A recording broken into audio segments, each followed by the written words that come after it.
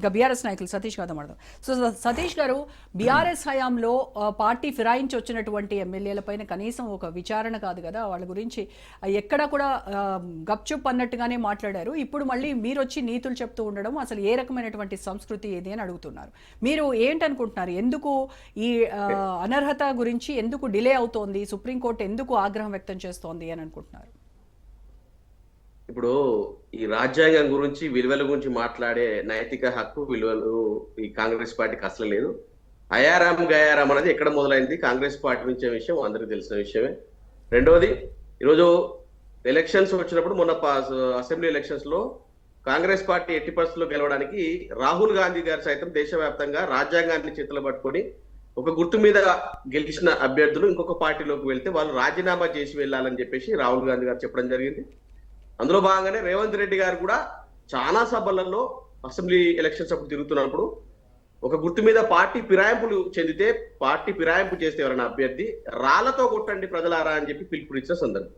మరి అలా రేవంత్ రెడ్డి గారు ఏ రాళ్లతో కొట్టాలి, పార్టీ మారిన ఎమ్మెల్యేలు ఏ రాళ్లతో కొట్టాలనేది విషయం మీకే వదిలిపెట్టేస్తున్నారు.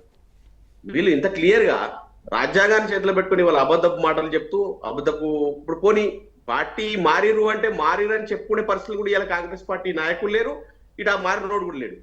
ఎవరైతే పార్టీ ఒక నియోజకవర్గ ప్రజలందరూ కూడా ఒక పార్టీ అది కారు గుర్తు కానీ చేతు గుర్తు కానీ బీజేపీ కమలం గుర్తు కానీ ఒక పార్టీ అభ్యర్థులను చూసి ఆ పార్టీకి నైతిక విలువలను చూసి ఓటేస్తే ఇలా నువ్వు అకస్మాత్తుగా పార్టీ మారి కనీసం పార్టీ మారినా అని చెప్పుకోలేని దీన పరిస్థితిలో ఆ పార్టీ మారిన నాయకులు ఉన్నారండి.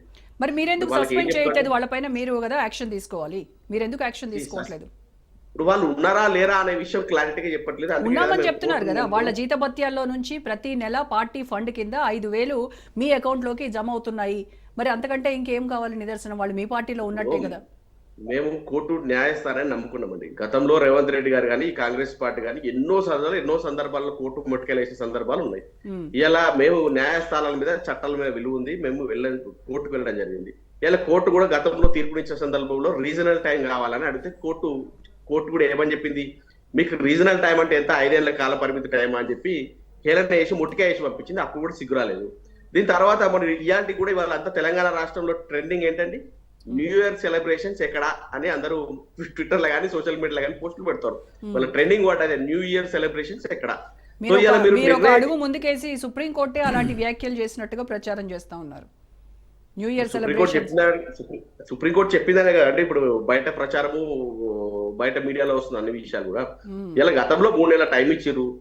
ఆఖరికి స్పీకర్ గారు కూడా చాలా సందర్భాలలో ఇంటర్వ్యూలు ఇచ్చిన సందర్భాల్లో కూడా నేను పార్టీ మారడం అనేది నేను ఏకీభవించను, ఒక పార్టీ గుర్తు మీద ఒక పార్టీ మారవద్దు, నేను దాన్ని ఖండిస్తున్నానని కూడా చెప్పిన సందర్భం కూడా చూసినాం. సో అలాంటి సందర్భంలో ఖచ్చితంగా ఆయన నిర్ణయం తీసుకోవాల్సిన అవసరం ఉంది. సరే, ఇంత దానం నాగేందర్ గారు ఇంత ప్రత్యక్షంగా అసెంబ్లీ ఎమ్మెల్యేగా ఉండి మళ్ళీ దాన్ని ఎంపీగా పోటీ చేసి ఇంత క్లియర్ గా ఉన్నా కూడా వీళ్ళు ఇంత దౌర్భాగ్యమైన పరిస్థితుల్లో రాజ్యాంగాన్ని కూని చేసే విధంగా ప్రవర్తిస్తున్నారు అంటే ఎంతవరకు కరెక్ట్ అని మీరే ఒకటి గమనించారు. మొన్న రీసెంట్ కూడా పశ్చిమ బెంగాల్లో మనం చూసినాం, ఎవరు ముకుల్ రాయ్ గారిని బీజేపీ గుర్తు మీద గెలిచి మరి ఇంకో పార్టీలోకి వెళ్తే మరి కోర్టు కోల్కతా హైకోర్టు ఎమ్మెల్యే సభ్యత్వానికి రద్దు చేసిన సందర్భం మనం చూసినాం. సో దాన్ని బేస్ చేసుకొని కూడా ఈ రోజు కూడా ఖచ్చితంగా వీళ్ళ ఎమ్మెల్యే సభ్యత్వానికి స్పీకర్ గారు వెంటనే నిర్ణయం తీసుకొని రద్దు చేయాలి. నిజంగానే మీకు ప్రజాక్షేత్రంలో విలువలుండి మీకు ప్రజల మద్దతు ఉంటే రాజీనామా చేసి రండి, మళ్ళీ అదే ప్రజలు కండి మిమ్మల్ని మళ్ళీ గెలిపిస్తారు కదా అని నమ్మకం మీకుంటే రండి. రాజ్యాంగాన్ని కాపాడుకోవాల్సిన బాధ్యత మన అందరి మీద ఉంది కదా. మళ్ళీ ఇవాళ ఏమంటారంటే ప్రజాపాలన ఇలా హైదరాబాద్ నడిబొడ్డున్న ఇన్ కేస్ వాళ్ళపైన కనుక సతీష్ వాళ్ళపైన అనర్హత వేటు కనుక పడి మళ్ళీ ఉప ఎన్నికలు వస్తే మీరు గెలిచే నమ్మకం ఉందా మీకు? ఎందుకంటే జూబ్లీ హిల్స్ లో రిజల్ట్ ఉంది, సేమ్ మళ్ళీ ఉప ఎన్నికలు వస్తే కనుక అవే రిజల్ట్స్ పునరావృతం అవుతాయి అనేటువంటి ధీమా కాంగ్రెస్ లో ఉంది. రోజా గారు, ఒక విషయం చాలా బలంగా మేము నమ్ముతాము, గెలుపు ఓటములు సహజము. గతంలో చంద్రబాబు నాయుడు గారి మీద వైఎస్ రాజశేఖర రెడ్డి గారు మరి ఇటు వైఎస్ జగన్ గారు పోటీ చేసినప్పుడు జగన్ గారికి ఎంత మెజార్టీ 160 చిల్లర మెజార్టీతోని జగన్ గారు గెలిచిన సందర్భాలనే. దాని తర్వాత మళ్ళీ మొన్న రీసెంట్ ఎలక్షన్స్ లో మళ్ళీ జగన్ గారు చంద్రబాబు నాయుడు గారి మధ్యలో పోటీలో చాలా ఎక్కడికి వైఎస్ జగన్ గారు పైపోయారు, మళ్ళీ చంద్రబాబు నాయుడు ఎన్ని సీట్లు సాధించారనే విషయం చూస్తాం. గతంలో ఇక్కడ కూడా ముఖ్యమంత్రిగా కేసీఆర్ గారు ఉన్నప్పుడు 2 టర్మ్స్ మనం ముఖ్యమంత్రిగా గెలిచిన సందర్భం. దాని తర్వాత మనం ఓడిపోదు. గెలుపు ఓటములు అనేది సహజం. కానీ ఏదైనా కూడా రాజ్యాంగబద్ధంగా ఉండాలనేది మన కోరిక. రేపు వీళ్ళు రాజీనామా చేస్తే ప్రజలు ఎవరికి తీర్పిస్తారో మనం చూడాలి. ఓకే. అంటే ఇప్పుడున్న పరిస్థితుల్లో ఇంకోటి జూబ్లీహిల్స్ ఇంకోటో దాంతో పోల్చడం అనేది సరికాదు. అప్పుడున్న పరిస్థితులు బట్టి ఈ రోజు మోసపూరితంగా మోసం చేసి పార్టీ మారి ప్రజల్ని ఇబ్బంది పెడుతున్న సందర్భంలో, ప్రజలకు ఎలాంటి పథకాలు అందజేయని సందర్భంలో ఖచ్చితంగా ప్రజలు మళ్ళీ బీఆర్ఎస్ పార్టీ వైపు పట్టం కట్టే అవకాశం ఉంటది.